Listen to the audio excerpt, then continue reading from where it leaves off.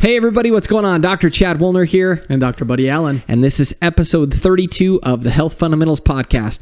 And on today's episode, we're going to be discussing the question, are the diseases from the Dark Ages making a comeback? Stick around and we're going to tell you. You're listening to the Health Fundamentals Podcast. I'm Dr. Chad Woolner. And I'm Dr. Buddy Allen. And this show is about giving you the simple but powerful cutting-edge tools you need to change your health and your life. So sit back and enjoy the show as we show you the path to your best life down to a science. So hey everybody, on today's episode, we wanted to share something kind of crazy with you. We came across an article that gave us a lot of food for thought, I guess, is a way to say it. There was an article published not too long ago in The Atlantic, and it was entitled, Medieval Diseases Are Infecting California's Homeless.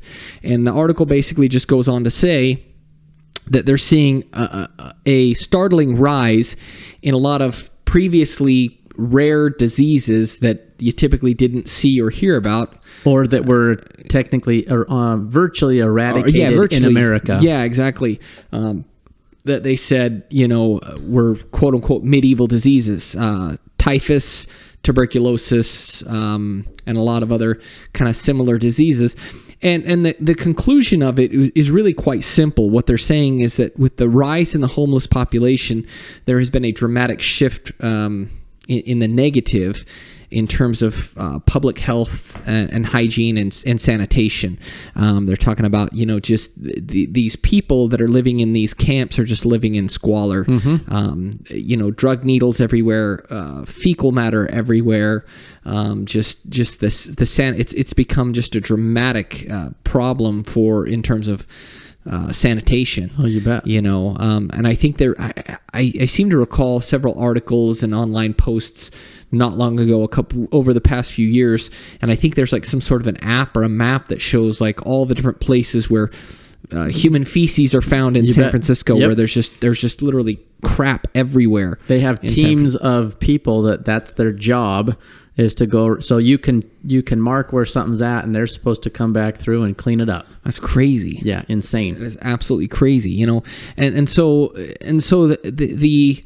the implications that we want to kind of discuss today about this is, how does this really apply to us personally in terms of our overall health and in terms of the narrative that sometimes we hear, and really what we're going to kind of hopefully dispel is the common misnomer regarding the germ theory of disease, right? So let's kind of unpack that and kind of talk about the germ theory, Yeah, so the germ theory is, you have a germ that gets introduced to a host, to one of us, and if we get introduced to the germ, we're going to get said sickness. So If it's a flu germ, we're going to get the flu. If it's typhus, we're going to get typhus, what have you. So basically, germs cause disease. Germs cause disease. And the funny thing about it is that the fact that we're even questioning this is almost like heresy, scientific heresy. In certain worlds, yes. Yeah, absolutely. Because it's one of those things where people are ridiculed that would even dare question, that's established scientific fact that germs cause disease. But there's a subtle, kind of semantics behind it, but definitely semantics that matter. So the question that's posed, is if the germ theory, if that as is holds true, then that would basically mean or say that anytime that germ is present, anyone or everyone that is exposed to it will get sick. Is that the case? That's again, if you look at the theory, the whole theory of the germ theory, yeah. But is that really the case, though? Absolutely not. Yeah, absolutely not. And that's kind of one of the things that you and I were chatting about is, if that was the case, everyone exposed to a virus would get sick. Yeah. And, frequently we see, everyone in the house except mom or dad or one person doesn't get sick. Or, for instance, we come in contact with patients almost on a daily basis and sometimes multiple times a day, right, of people that have colds or coughs or flus or whatever, and we don't get sick. Right. So... Well, and again, this kind of ties back to a previous episode that we had talked about with cold and flu, quote unquote, season, right? That it's not like all of a sudden they mass produce in the wintertime and that it changes or fluctuates. The only thing that changes are environmental factors. That during the spring and summer and even fall months, we get much more sun exposure. We're more active. We're less inclined or typically less, dietarily speaking, eating less in terms of carbohydrate intake. Holiday time, we're eating a lot more. We're eating a less healthy diet. We're less active. We're more sedentary, typically speaking. More inflammatory. And so that's the thing that changes. And so the point of this article that's really powerful that hopefully people can see here is that it really sheds greater light on the real factors at play when it comes to health and or disease. That your environment is what makes the difference, whether that be your surrounding environment or even the internal environment, the environment of the host itself, right? And I think this should be welcome news for people because it should sound and feel right, not just because it sounds fluffy and nice, that you can take control of your health. I know that sounds right, but because it's the truth.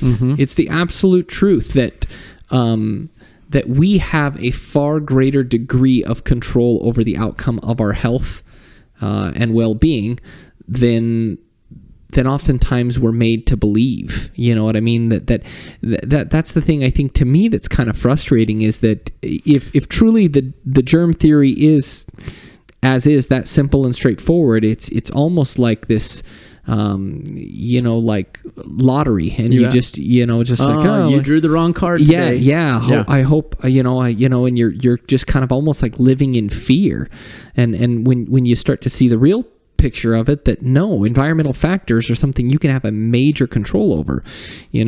Well, and we had an episode some time ago where there was the medical doctor that had said you can't boost your immune system. Oh, absolutely. With vitamins or adjustments or whatever, And he went through a whole list of things that don't boost your immune system, and yet, that kind of it throws this throws that into the face of that. Like, no, that's totally untrue, because the things you put into your body, the things that you surround your body with, the way you take care of yourself, right, your cleanliness, all of those things absolutely make a difference in your susceptibility to disease and or illness. And the problem with him, that particular doctor, was that he was kind of playing with semantics himself. Sure. He was basically implying that when you say boost your immune system, what you're really talking about is you're toying with autoimmune problems, where your immune system all of a sudden gets super hyped up and revved up, and then all of a sudden you're dealing with autoimmune problems. Well,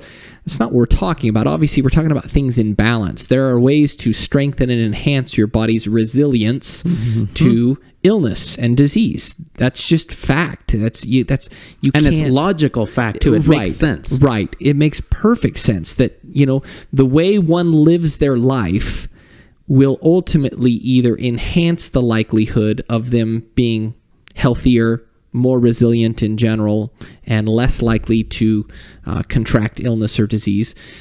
And the way that one lives or doesn't live their life, on the other hand, can dramatically alter in the negative, right? I mean, and again, this article here proves it. It's like if these diseases were really truly the ultimate cause, then we would see a rise everywhere, not just in these specific populations. What is it that's different or unique or special about the homeless camps in California? I think it's obvious. People can see it. It's plain. It's the fact that hygiene and sanitation are not there. They have really, really poor. They're congregated together. And I would even make the case too, not to sound harsh or anything, but I don't think human beings were meant to live so jam-packed together. They weren't. You know what I mean? People need space. That's an important thing. And so when we're in these really, really crowded populations, and especially like that, where they're just separated by tents. I don't know if you've ever been down to Skid Row? Los Angeles. Well, yeah, even like Burnside when we were you served in our chiropractic schooling. Both of us served at a free community clinic downtown Portland and that area. I mean, those are some really, really troubled areas, really dirty, very, very poor hygiene. And again, please don't misunderstand what we're saying here. This isn't meant to make any sort of judgments or accusations or statements. I feel my heart goes out to people who are in tough circumstances and tough situations. But I think it just clearly goes to show that environmental factors play a massive role in this overall kind of health equation that we're talking about here. And if we just accept the germ theory as is, that it's, again, then I think that's a very disempowering standpoint or view to take on that, because then all of a sudden it's just like you have very little to no control over it, and you just cross your fingers and you just kind of and that's the other thing too, is that where do we draw the line in terms of, do we just then wear hazmat suits everywhere every day? Is that what it becomes, all of a sudden? And it's like, no, that's not the right way we want to live our lives. Obviously we want to use common sense. Yes, wash your hands. Yes, eat a good diet. This ties into several episodes that we've talked about. We go back to kind of those 5 fundamentals of health. But I thought this was just a really, really powerful and yet at the same time kind of startling article. That we got to really look at these environmental factors, and they just can't be ignored. And this can be extrapolated so much further than just this isolated situation, but rather in terms of just overall public health policy understanding. What it is, what are the factors that really truly drive either health or disease, right? So anyways, hope this has been interesting for you guys. Hope this has kind of been eye-opening and maybe even a slight paradigm shift for people in terms of the way that they look at health and disease. That you have far more control over these things in your life than maybe you perhaps were led to believe or thought. And so if you know others that can benefit from this information, share it with them. And we look forward to sharing more with you guys on the next episode. Have a good one. Thanks for listening to the Health Fundamentals Podcast. Be sure to subscribe so that you stay in the loop and in the know with all of the cutting-edge health information that we share. If you know other people that could benefit from this information, please share it with them as well. Also, be sure to give us a review. These really help us to ultimately help more people. Last but not least, if you have questions that you want answered live on the show, or if you have ideas for topics that you would like us to cover, please shoot us an email and let us know at info@thehealthfundamentals.com.